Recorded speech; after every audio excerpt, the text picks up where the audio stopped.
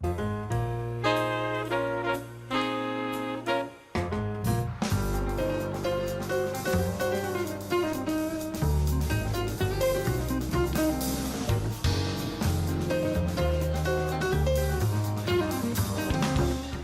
Zebra is an heirloom variety of tomato. This whole experience here is designed to, break down some barriers, introduce you to some really great tasting, fresh foods that happens to be comprised primarily of vegetables. And it is presented in small dishes so that it invites you to experience a quantity of different flavors and share the experience with your guests and just explore a lot of different things.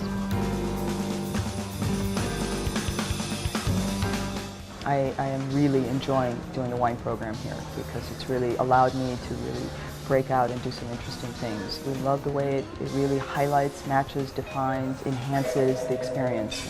One of the few wine lists in the city where the whites are going to outnumber the reds 2-1 because of the vegetable nature of the menu.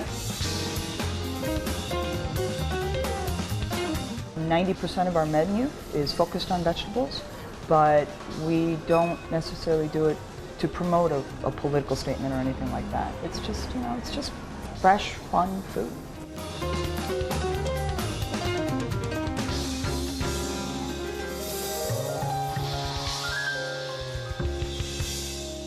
Right, Weeks, you say that Green Zebra really shakes up your taste buds. Tell us why you recommended it. Well, it's a wonderful, wonderful restaurant if you're looking for creative food. And I've been a vegetarian for 25 years, and it's really hard at fine restaurants to find many options for vegetarians. So I just think it's a creative, exciting, really innovative food. It's not a vegetarian restaurant. It's a restaurant that elevates vegetables to a fine art form. I don't know that I agree with Weeks about the food, but I think the restaurant itself is a very classy looking restaurant. What didn't you enjoy about the food? I thought that the portions were very small. I think that things tasted good, and I can't fault that they were as fresh as they could possibly be. But I just kind of felt that the portions were too small for the price. I mean, it's an interesting concept. They do the small plate, so you can actually set yourself up for a mini tasting menu, Right. however you want to do it. But Weeks, I mean, would you want to have like a full portion, like an entree of vegetables? Yeah, I think a lot of it, what used to be a serving platter is now an individual portion size in some restaurants. That like the food is overflowing the edges of this big serving platter. I agree with you in that they are on the slightly small side, but I think that it's, to me, the quality and the presentation of the food, to me, makes that worthwhile. We did not know what to expect. We were just there for the experience and taking in something new because the menu is rather eclectic. I mean, what can you do with vegetables and how artistic can you make it? And how artistic can you make it? And yet they just made everything so artistic. Yeah. I had the braised chicken with cannellini beans done in a cassoulet style. And the presentation was rather unique because it came in like a little tea spout. The presentation was rather artistic, and I think that's where the chef took a lot of time, is in the presentation and in the artistry of the food. But nobody told you how to eat it. No one told us how to Okay. eat it, but the server, as efficient as she was, recommended, she told us firsthand that it was going to be like a contemporary style tapas. We each needed to select a few items from each of the courses, each of the three.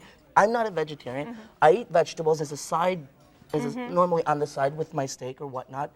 And that's how I know vegetables. That's the way most That's people- how I know vegetables. And this is why I love this restaurant, is because it's saying, we have this meat-centered idea of, like, the vegetables are sort of relegated to the side of the plate, they're like this, the slum. But don't you think, if that's the case, and we're substituting a vegetable to a predominantly meat-oriented society, that maybe the portions should be comparable to what you might get.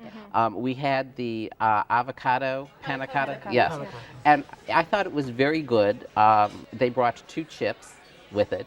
I asked the waiter for some more chips, and he brought out 4 chips. Now, there was enough panna cotta left for a dozen more chips. I mean, I guess I was kind of confused maybe as to how you were supposed to be eating it then. I thought it was sort of like similar to getting a guacamole in maybe a Mexican restaurant, where you're supposed to be dipping the chips in. Yeah. Weeks, did you appreciate the fact that this is a restaurant that's really using vegetables and not just meat wannabe products? Absolutely. I mean, I think, one of the frustrations that I've had in my many years as a vegetarian is that you get the vegetable plate with julienne, carrots sautéed in butter, potatoes sautéed in butter with What parsley. did you make of those carrots Right. at the Green Yeah, Zebra? I- What did you make of those Yeah, I had carrots? the carrots with the little tiny savory carrot cake.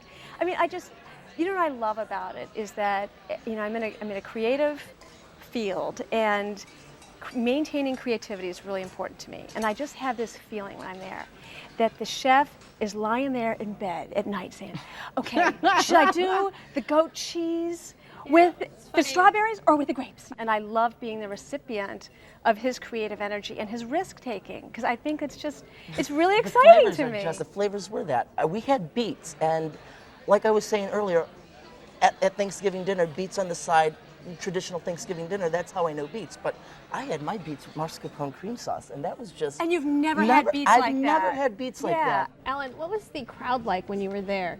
I've always said it's one of those crowds that says, I'm too sexy for my shirt. It's like, just look at me, I'm beautiful. I have a Prada phone, I have on Louis Vuitton underwear, It's like, do you know what I'm saying? It's just like, the crowd was definitely a see and be seen crowd. Well, Weeks, this was your selection. Yeah. Give us a summary. I think it's a great place for people who want an adventure, who want to break outside their comfort zone, try something new. It's not a standard restaurant. It's not a forgettable restaurant. I know that 5 years from now I'll remember what I ate there. Decor-wise, I loved it. I think that if I had someone in that I knew that was totally a vegetarian, it would be a great choice. Would I go back on my own? Probably not. Overall, I liked it. It was light and fluffy. If you're a steak and potatoes kind of guy, stay away.